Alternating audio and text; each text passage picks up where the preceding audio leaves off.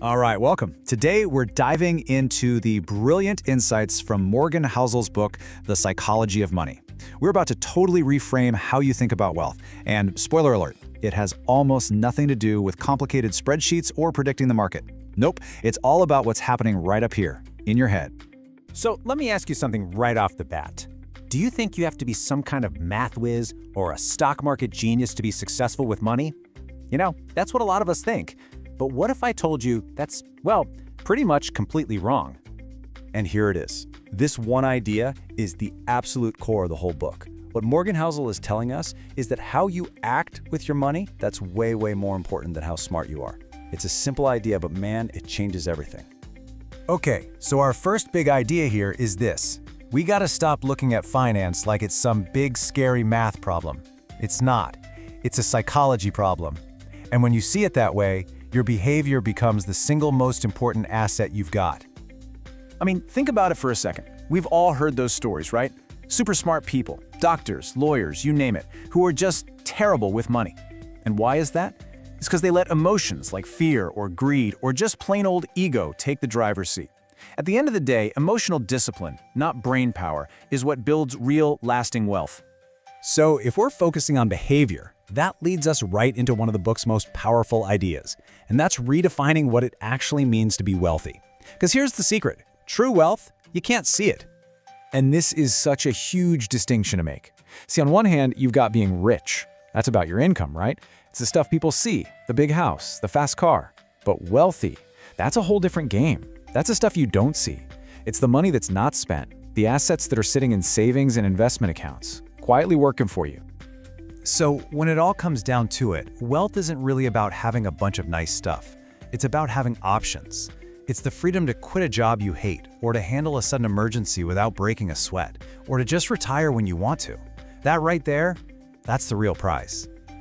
All right, so if wealth is this slow, quiet thing, how do you actually build it? What's really going on behind the scenes? It's definitely not about making one genius move. Nope, it's about getting a handle on three things: luck, risk, and most importantly, patience.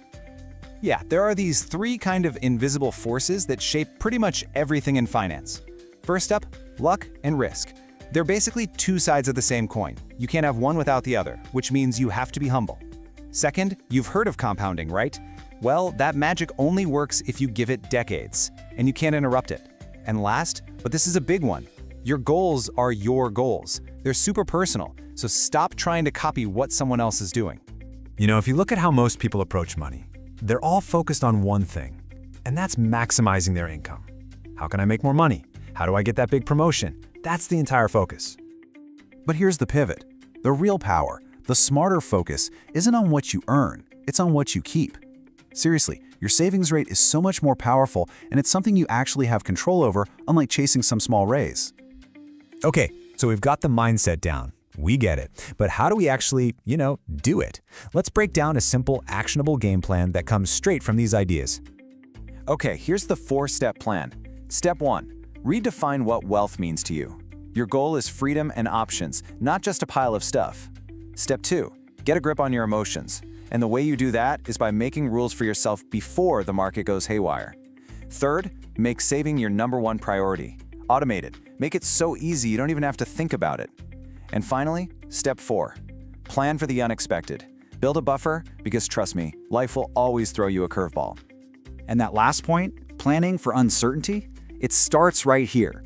This, my friends, is absolutely non-negotiable. You need an emergency fund. 6 to 12 months of your living expenses, saved up. That's the thing that keeps you from getting wiped out when things go wrong. It's your financial shock absorber. And really, holding that whole action plan together is a fundamental shift in your mindset. It's about embracing humility, knowing that luck plays a part. It's about just stopping the comparison game, especially with what you see on social media. And it's about defining what success looks like for you based on your own life and your own values. All right, as we start to land the plane here, let's boil all of this down to one final core idea. If you walk away with just one thing today, I really hope it's this. It really all comes back to this one point. Managing your money isn't about spreadsheets. It's not a hard science. It's about psychology. Building wealth has way less to do with being a math genius and so much more to do with mastering your own behavior. being patient, and staying humble for a really, really long time. At the end of the day, every single choice you make with your money, every dollar you decide to save instead of spend, it's like you're writing a chapter in your own life story. So the big question I want to leave you with is pretty simple. What story do you want to tell?